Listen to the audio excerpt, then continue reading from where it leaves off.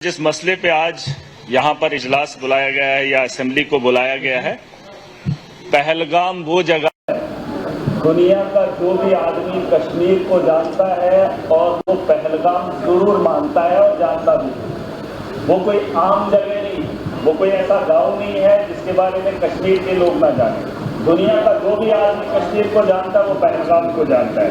Sir, इसमें debates हुई, इसमें तकरीर हुई, इसमें तजिया हुआ।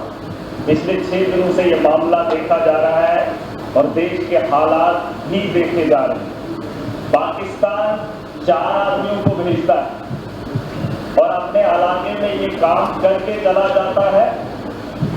सर सुन लीजिए, सर 6 दिन हो गए पूरे देश के अंदर अफरा तफरी का माहौल है। जहां हम गमजदा है वहां और जम्मू पे ऐसे मामला देखने को मिल रहे हैं। मैं थोड़ा तवज्जो सबकी चाहूंगा। बहुत सारे लोगों ने अच्छी बात रखी, अपनी अपनी बात रखी। सर, टेररिस्ट ने टूरिस्ट को डराया, टेररिज्म ने टूरिज्म को रोका।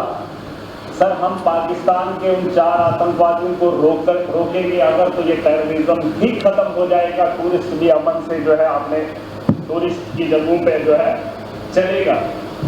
सर, पाकिस्तान की बात मैं करना चाहूंगा। कुछ लोग कहते हैं अपने देश के अंदर भी कि ये मुसलमान आतंकवादी है। पाकिस्तान से आया मुसलमान जम्मू कश्मीर के अंदर या देश के किसी भी कोने में आए तो उसका दाग हमारे माथे पे चिपका देते हैं सर। लेकिन पाकिस्तान के अंदर वही आतंकवादी जब आतंक मचाता है तो उसे पाकिस्तान के लोग खवारिज कहते हैं। क्या कहते हैं? खवारिज कहते हैं कि अपने ही पाकिस्तान में मुल्क के अंदर जब कत्लेआम करता है पाकिस्तान में तो उसे खवारिज कहते हैं, और जब वही आतंकवादी हमारे देश में आता है तो उसे मुजाहिद कहते हैं सर। ये शर्म की बात, ये पाकिस्तान को ये बात बताना बहुत जरूरी है। या तो जिन लोगों को आप यहाँ पे भेज रहे हो वो भी मासूमों का कत्ल कर रहे हैं, और जब आपके मुल्क में वो लोग कत्ल करते हैं तो आप उन्हें खवारिज ना कहिए, आप उन्हें भी वही बात बताइए। बहरहाल सर, गोली का जवाब गोली से नहीं होना चाहिए, क्योंकि सर वो 4 आदमियों को भेजते हैं। हम बोल ही रहे हैं, मजम्मत कर ही रहे हैं, और उससे क्या हो रहा है कि हमारे मुल्क के अंदर अफरा तफरी का माहौल है। मुसलमान हिंदू के साथ लड़ रहे हैं। उन्होंने जो नाम पूछा है, उन आतंकवादियों ने जो नाम पूछकर हत्या की है वो अपने मकसद में सही है सर, चाहे आप इस बात को माने या ना माने। वरना मुझे बताओ, 4 आदमी आने के बाद हिंदुस्तान में अफरा तफरी कैसे फैलती? लेकिन वो अपने मंसूबे में कामयाब है, वो दिमाग से इस खेल को खेल रहे हैं सर। मुसलमान पूछकर हिंदू को मार रहा है। वो चाहता है कि हिंदुस्तान के अंदर हिंदू और मुस्लिम का फसाद हो ताकि ये जंग खुद आपस में लड़े, वो अपना हाथ न इस मुल्क के अंदर डाले। उसे यहाँ का अमन और शांति और भाईचारा अच्छा नहीं लगता है। सर, मैं एक चीज बताना चाहूंगा। मेरे पिछले दिनों बच्ची 8 महीने की गिर गई, कुर्सी पे बैठी थी तो बगल में वो टाइलें लगी थी, सर फट गया। सर फट गया। मैंने उसे इलाज के लिए डॉक्टर के पास लिया, लेकिन उसके माथे का दाग अभी भी। बात ये नहीं है कि वो गिर गई और बच गई और ठीक हो गई, मैंने डॉक्टर के पास लिया, उसका जख्म जो है भर गया, लेकिन जो सर उसके माथे पे दाग है वो तभी लगा है क्योंकि वो कुर्सी से गिरकर उसके साथ बजी थी।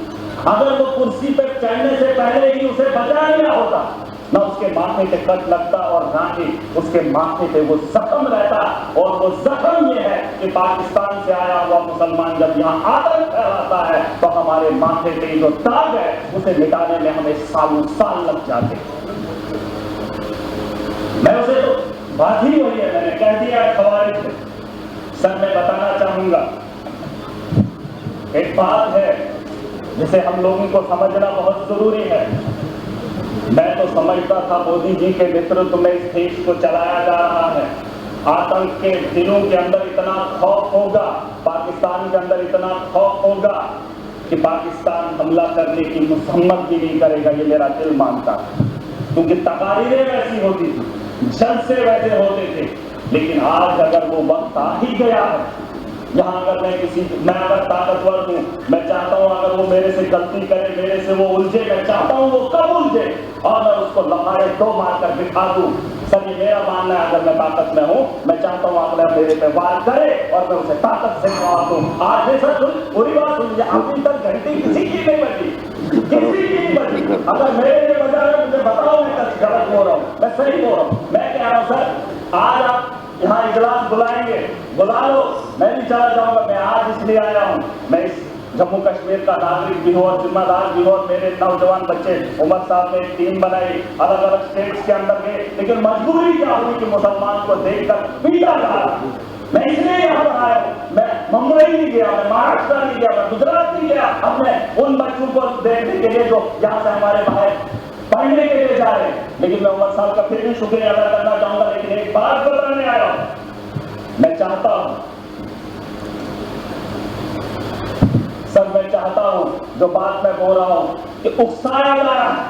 पाकिस्तान बड़े आदमी को, ताकतवर को कभी कमजोर नहीं उकसाता।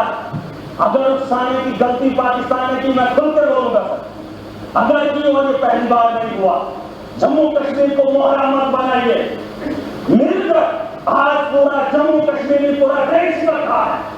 जवाब देने का वक्त आ गया है। ताकत का जवाब ताकत से देंगे, गोली का जवाब गोली से देंगे, तब जाके अमन और शांति की बहाली की उम्मीद कर सकता हूं सर। वरना आज ये हाउस चला 22 तारीख का वो मातम, आज हम बात करेंगे, महीने के बाद फिर किसी जगह फिर कोई कातिलाना हमला करेगा, फिर हमारे बच्चों को जो स्कूल जाने से रोका जाएगा, फिर हमारे घर में बमबारी होगी, फिर मुसलमान को हकारत की निगाह से देखा जाएगा। आज मौका है, आज मौका है, आज पूरा देश रखा है, मुसलमान साथ है। जहां उधमपुर में, पहलगाम के बाद उधमपुर में आतंकवादी हमला हुआ, मुसलमान ने गोली खाई। मैं चाहता हूं कि आप यहाँ पर ये दाद न रहे, पाकिस्तान को मौका मत दे, मत दे। मेरा भाई है, मुझे पाकिस्तान का वास्ता नहीं है। अगर देश का हिंदू ये कह रहा है कि मुसलमान आतंकवादी है, तो फिर पूछना चाहता हूँ, भारत को छोड़कर अमेरिका लोग क्यों जा रहे, कनाडा क्यों जा रहे? और आपको लगता है मैं आज पाकिस्तान जाना चाहता नहीं, मैं ये दुनिया के उन बेहतरीन ममालिक में जाना चाहता हूँ जहाँ बेहतर जिंदगी मुझे मिले। ये दिखा लूंगा दी, जहां खुद भूखे नहीं लोग हूं, उस पाकिस्तान में मैं जाना चाहूंगा। ये दाल खत्म कर दीजिए, ये सोच खत्म कर दीजिए। मेरी लोकतंत्र मुल्क में रह रहा हूं, जमहूरियत का मुल्क है, यहाँ आजादी है, मेरे जैसे इंसान को बोलने का अधिकार है।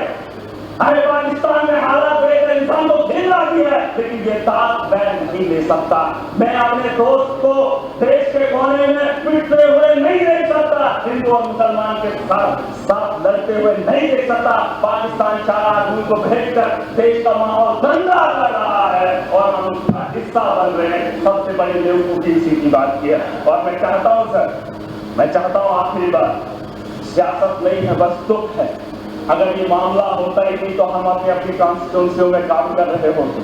तारगामी साहब ने बहुत अच्छी बात रखी सर। इस हाउस के अंदर जिन लोगों ने हाउस बुलाया वो किसको फरियाद लगे, किसको? सर अगर हमारी सलाह लेनी है तो हमें बुला लीजिए, हम आपको बताएंगे, लेकिन आपको विश्वास करना पड़ेगा। अगर आप विश्वास नहीं करेंगे तो इस हाउस को चलाने से, जीतने से क्या बात बनेगी? वैसे तो डिबेट में पाकिस्तान के लोगों को भी बुलाकर बात कर ही लेते। लेकिन जो पानी का मामला है सर, पानी का मामला रोकना ठीक है सर, लेकिन हम उसको उतना नहीं रोक पाएंगे। 4 दिन 1 महीना रोक सकते हैं, लेकिन अगर रुकेगा पानी तो हमारे लोगों को नुकसान होगा, और जब उसे छोड़ेंगे तो सैकड़ों किलोमीटर हमारे देश के लोग उससे नुकसान होंगे पहले, फिर उसके बाद पाकिस्तान को नुकसान होगा। उसके लिए कोई तैयारी करनी पड़ेगी। ये 20 साल का यह मामला है सर, गोली का जवाब गोली से देना पड़ेगा। अगर पाकिस्तान को रोकना, हम उनसे ज्यादा ताकत रखते हैं। आज मैं नहीं कह रहा हूं जंग करे, मैं नहीं चाहता हूं कि पाकिस्तान और हिंदुस्तान जंग करे। मैं चाहता हूं कि हमला करें, हम उन पर अटैक करें, जंगी अटैक करें। अगर हम अटैक नहीं करेंगे वो रोज 6 महीने, 1 महीने, 5 महीने, 10 महीने के बाद, सर परेशानी ये है कि मैं ऐसे मुल्क में रह रहा हूँ जहाँ मैं परेशान हो रहा हूँ। कोई भी परेशानी नहीं चाहता हो, मैं माजरत खा रहा हूँ। सर एक बात, मेरे यहाँ अगर कोई मर जाए गांव के अंदर तो मुझे वहां जाना है तो ताजियत में मैंने अपने घर नहीं जाना है। मैंने उस घर में जाना है जहां पे मातम हुआ हो।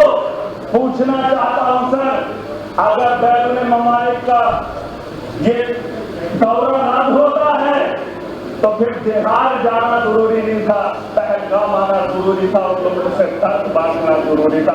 सर ये मेरा एक दर्द है, दुख है जो मैं बयान कर रहा हूं। चलो, थैंक यू।